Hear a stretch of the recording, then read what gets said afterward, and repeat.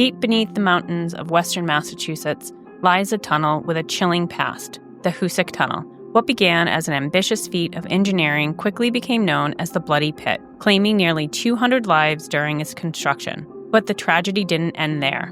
From ghostly apparitions to eerie whispers echoing through the darkness, the Hoosac Tunnel has become a hotspot for paranormal activity. Join us on Weirder After Dark as we uncover the hauntings, the history, and the horrors that still linger underground.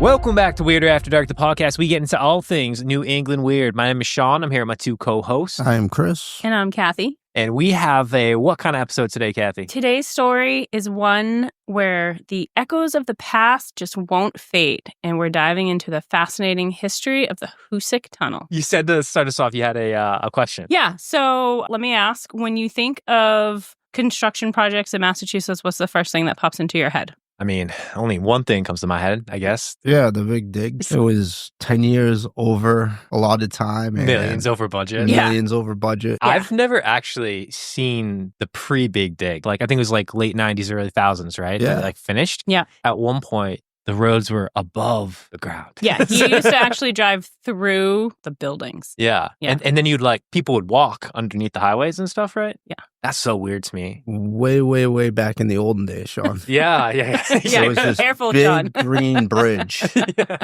Wait, was it really green? Oh, yeah. It was so green. Damn. I was driving in Boston when I drove truck for Gate City Provisions, and I came to a road that they had closed down. And the cop said, go up there and make a U-turn. It's like, can't make a U-turn there. It's illegal. He's like, go make a U-turn. So I went up there. Another cop stopped me. What are you doing? You're making a U-turn. No way. That cop down there. So, yeah, I'm just joking. Go. Do you think they're like, you like radioed over? He's like, hey, let's fuck with this guy. Yeah, they were playing that game all morning, I'm sure. Oh, so good. So good.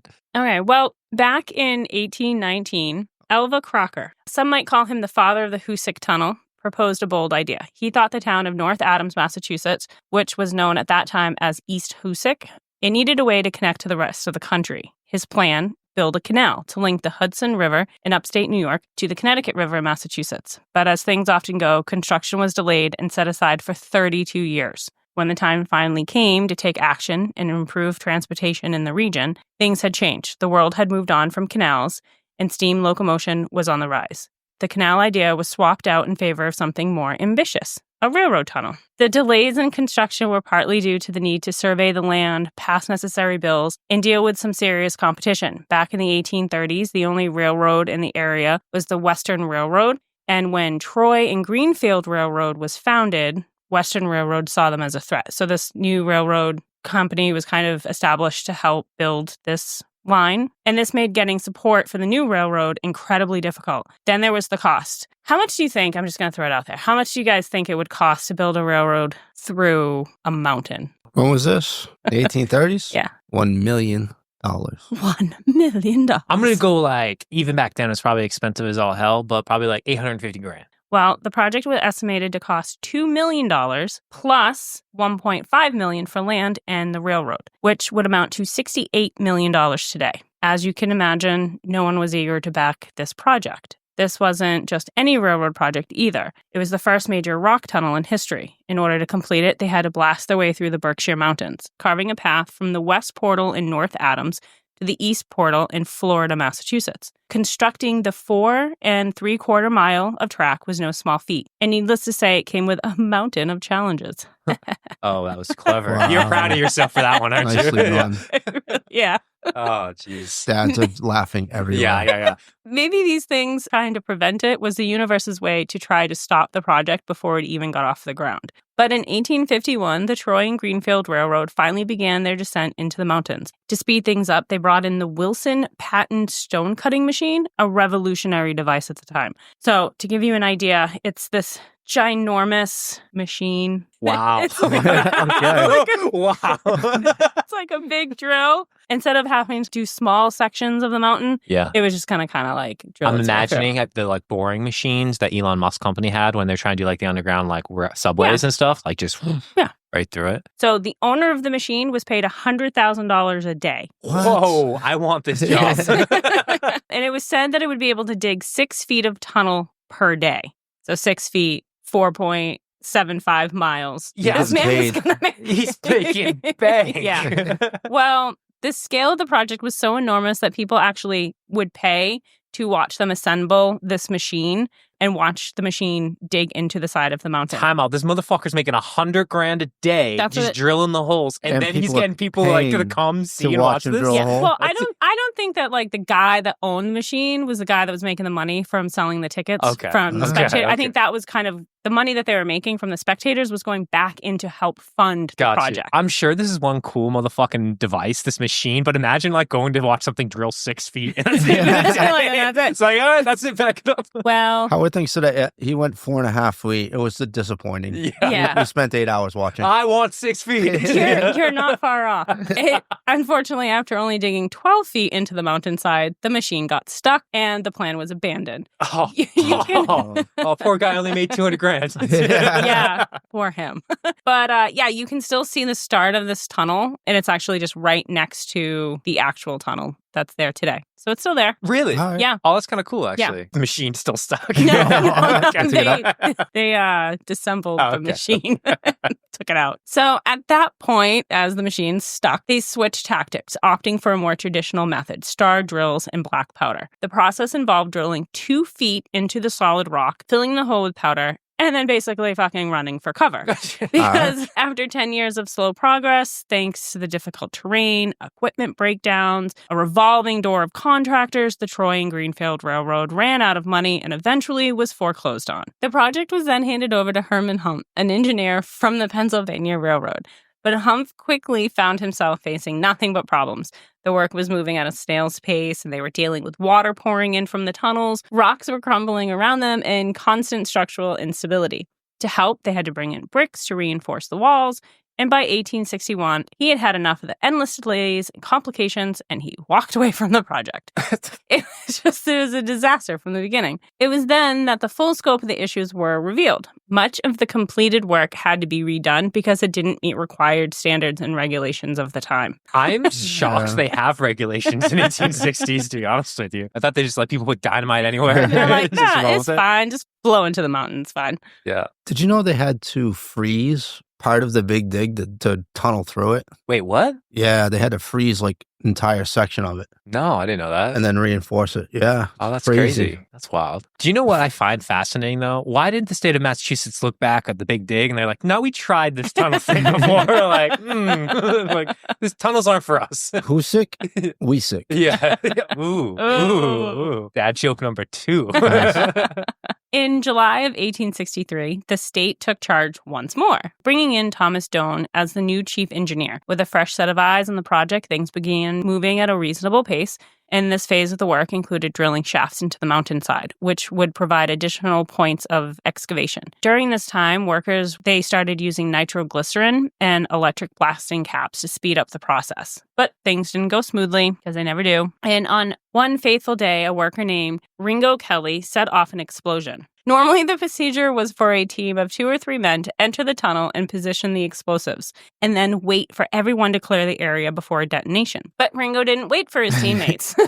Ned Brickman and Billy Nash, he didn't wait for them to make it out, and he set the blast off. And the result was catastrophic. Both men were crushed and killed instantly. Oh, damn. He blew them up. Some of the men on site believed Ringo had intentionally caused their deaths, while others thought it was just a tragic accident. But despite the rumors and suspicion, no charges were ever brought against him. However, Ringo's story doesn't end here. 1 year later, he was found murdered in the tunnel, strangled to death. His death went unsolved, and the mystery added to the growing unease of the project. Oh, I can solve it.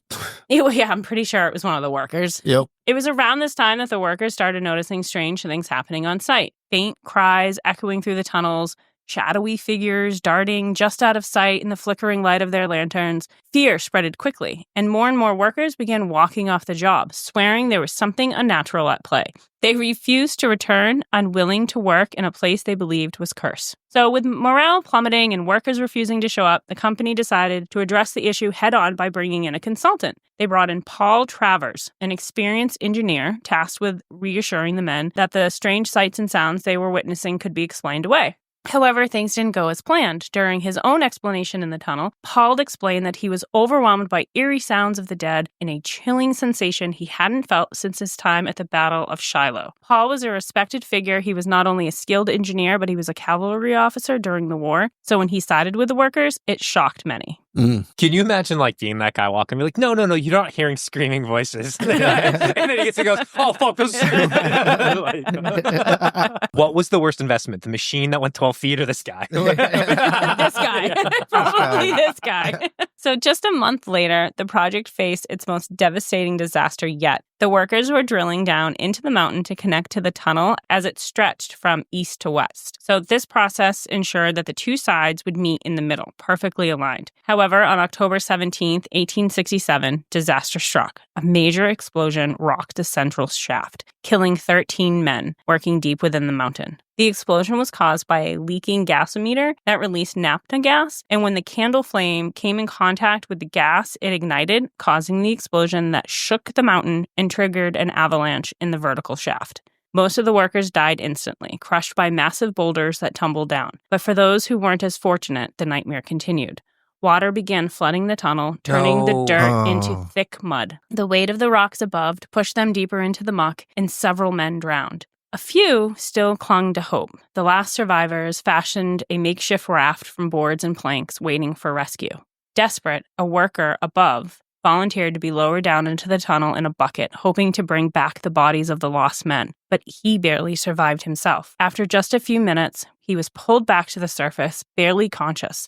He muttered, "There are no survivors. All the bodies are gone." It was now that the shaft became known as the Bloody Pit. Oof. God damn. So it's pitch dark in there. There's rocks pushing you into mud. That's a terrible. And there's idea. toxic, and there's toxic gas. All the ventilation fans are broken, so you're basically suffocating, with the toxic gas. Terrible way to go. If you survived the first two catastrophes that happened inside the tunnel.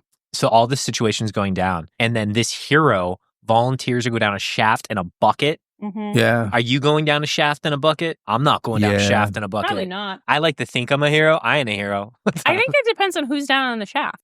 13 of my random coworkers, nah. Maybe you should say that on the internet. I'm not going down into a tunnel that just caved in. There's 2 employees that I work with, but I'm friends with them. They're not just employees. I feel like I jump in the bucket. You just want to be. Now, if that situation comes up in real life, might take that back. But for right now, I'm in that bucket, baby. I'm in that bucket. Well, I'm going to be honest and say I'm not in the bucket. Sorry, guys. Well, Chris, you're better than us. How's it feel? No, he's not. He's a liar. It took a long, painstaking effort to drain the flooded tunnel, and when the water receded, the bodies were finally discovered. Residents in nearby towns began to report strange sightings, shadowy figures that seemed to guide them to the remains of the victims, and when the police arrived, the figures would disappear without a trace. There were also reports of men carrying lanterns and pickaxes, but when the people approached, they vanished as if they had never been there. So it sounds like the spirits are leading people to their bodies, but then when the cops show up, the spirits are gone. That's crazy. Yeah, but it confused me because I don't understand how the bodies got out of the central shaft. I don't know. That part confused me, but I put it in there because I did find that claim numerous times. One man reported hearing high-pitched wails and screaming echoing from the tunnel. As he swung his lantern around, the light landed on a bloody, mangled body of a young boy. It was believed to be one of the victims from the explosion, because as the man stepped closer, the cry stopped and the boy's body vanished before his eyes. Eventually, all 13 bodies were recovered and returned to their families. Afterwards, the sightings of shadowy figures seemed to fade. However, there was one lasting story that continues to haunt the tunnel, a story of a young boy, Orrin Wilson.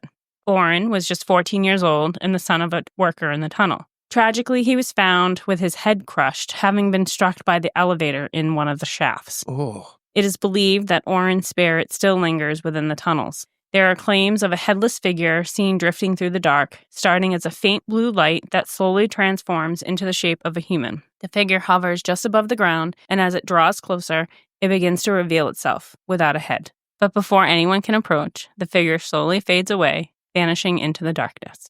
While Oren's and these other stories are the most well-known, the death toll of the Hoosac Tunnel reached an estimated 195 over the 20 years it took to complete. The majority of these deaths were caused by random falling of rocks, equipment malfunctions, explosions, fires, flooding, and other accidents. Many of these workers died anonymously and their names lost to history. The tunnel, as much of a tomb as it is an engineering feat, claimed far more lives than anyone could have imagined. Yeah, That's that crazy. tunnel is haunted as fuck. There's no doubt. 195 people. Yeah. Fuck. So, over the years, locals in the area had encountered an abundance of strange and unusual events. One such tale involved a hunter named Frank Webster, who mysteriously vanished while hunting. After being missing for 3 days, he was discovered, battered, and bruised.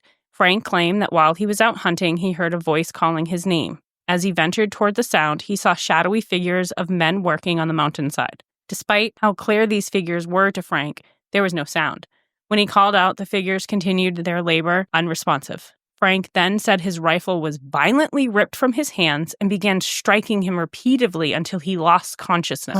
Whoa. When he finally was found, his rifle was nowhere to be seen. Blasting for the tunnel was finally completed in November of 1873, and 2 years later, the first train passed through. With trains regularly passing and the tunnel no longer sitting idle, the mysterious shape seemed to vanish, as if banished by the presence of human activity and the constant running of the trains. However, the activity did not entirely disappear. In the place of the shadowy figures, a small blue orb began to appear, floating silently out from the depths of the tunnel. That's crazy. I don't know if I believe in orbs, but that's crazy. I've never seen one. Yeah, what is that? I don't know. Most of the time, I think it's just like reflections and dust. Yeah. on the Yeah, camera. but multiple of people are reporting this blue light Yeah. just hanging out in the tunnel. Yeah. And that matches up with the little boy. Yeah. Over the course of the next century, there were lots of strange experiences and statements from witnesses, and the railroad changed ownerships and the world around it went on. So we're going to fast forward to a story that is from 1977. Joseph Impoco, an employee of the Boston and Maine Railroad, was chipping away at ice that had formed on the tracks. He heard someone scream out, "Run, Joe, run!" And when he looked up, he saw coming down the tunnel the number 60 train. It was right there, and he barely jumped back just in time. How could you not hear a train barreling down train I don't know, tracks? because I have to tell you, I watched a video on YouTube of people being inside the tunnel, and it is loud. So I don't know. The video that I watched, before the train is even near you, you can hear it coming. But that is what he claimed. Of course, when he looked to see if anyone was around, he discovered that he was alone. A month later, he was back at it, removing ice from the tracks, and as he was using a crowbar, he suddenly heard, "Joe, Joe, drop it, Joe." Just as he let go of the crowbar, 11,000 volts of electricity from a short-circuited line sent the crowbar flying. Another time, Joe was clearing trees from the tunnel entrance when he barely dodged a tree that was headed right for him. In the interview with the Berkshire Sampler, a local newspaper, he said, and I quote, "I turned around and the tree was coming down. I ran so fast that I fell and the tree gave me quite a whack. The whole gang started laughing, but there was a funny laugh with them that sounded like, ha ha ha ha ha ha ha. It was really strange laugh. You know, like the kind that I mean, like, ha ha ha ha ha. The men all stopped laughing, but that one other laugh kept right on. Ha ha ha ha ha ha, all the way down the valley." End quote. All the crew were scared to death and quit shortly after that, but they never made fun of Joe again for the stories that he told. That is so creepy, but so cool. This is like savior ghosts. They help and then they make fun of you. Yeah. Which is Well, I mean, that's cool. kind of what That's we do. what friends right? do. Yeah. Yeah. So the Hoosac Tunnel is still operational today, serving as a key part of the Pan Am Southern Route, a collaboration between the Berkshire and Eastern and Norfolk Southern Railroad. And despite its continued use, the tunnel has become a hotspot for ghost hunters and thrill seekers, with many brave souls venturing into the depths through the East Portal in Florida, Massachusetts, hoping to capture a paranormal experience. However, I want to make it clear, trains still pass through this tunnel regularly, and people who have ventured inside describe the experience as terrifying when the train rushes by. It sounds echoing off the stone walls, and people have to scream to be heard over the roaring sound. Exploring the tunnel can be dangerous, so I don't recommend it. but definitely want to do it. Okay. Not recommended, but Yes. we're going. Yes. So I'm going to wrap this up by saying it's clear that the Hoosac Tunnel's dark history continues to captivate the curious, and many believe the spirits of the workers who tragically lost their lives still haunt its tunnels, trapped by the violent circumstances of their death. These restless souls are thought to wander the tunnel's depths, adding to the mystery of one of America's most notorious engineering feats. Very cool. Very interesting story. Yeah, it's super short. Yeah, but 195 people died in the construction of this tunnel. Of Yeah. course it's haunted. I It makes perfect I sense. have And brutally, too. Yeah. Yeah. I found a site that they had listed the names that they could find on record of workers that died. And it was crazy. And there's so many of them that they just don't have the names because they just had workers coming in and out. Out of curiosity, what was your draw to this story? Like, what got you interested in doing it? Well, I mean, I like ghost stories, Mhm. but I'd never heard of one. I've never heard of the Hoosac Tunnel. Going through, I just thought it was kind of different. It is different. Yeah, it's Different, definitely you know? a cool story. Yeah. Yeah, there's no doubt So- about it. I haven't heard of many like haunted tunnels. Yeah. So, Massachusetts, you do not tunnel well. Stop it. yeah, no more tunnels, Massachusetts. Well, we have a haunted house now. Yep. We have a haunted forest. Yep. We have a haunted tunnel. Mm-hmm. We've been to a haunted ship. Yep. Is everything haunted? Everything is haunted. Everything. A cemetery. Yeah. Yeah. I'm just Yeah. saying. Well, cemeteries, I think, like make good sense. That That's kind not of- yeah. that Yeah. crazy. Feel like there would be spirits hanging out in the cemetery. Yeah, that one adds up. Yeah. Well, Kathy, thank you so much for sharing this story with us. Definitely appreciated it. And gang, if you appreciated and enjoyed the story here today, I just want to give a shout out that you can find some more information and some pictures that Kathy will be posting on our Instagram. You can find that at Weirder After Dark. A couple other shout outs we want to share with you is we are building some communities. So you can head on over to our Facebook page as well as to our Reddit. Again, that's at Weirder After Dark. And there you can connect with us as well as other members of our community just like you who are absolutely loving this stuff. And speaking about loving this shit, if you are loving this shit, feel free to go to wherever you are listening, whether that is on Spotify or on Apple Podcasts. And if you haven't yet, drop us a 5-star review if you're loving it. Put a little comment on there. That will mean the absolute world to us. And lastly, we are always on the lookout for stories in New England, even your stories. So if you have experienced anything weird, strange, paranormal, extraterrestrial, we don't care what it is, we want to hear that story, and you can send it to us by emailing us at thegang@weirderafterdark.com. And if you do that, we'll share your story in an upcoming Listener Tales episode. So with that, as always, remember, it gets a little weirder after dark. Bye. Thank you, guys.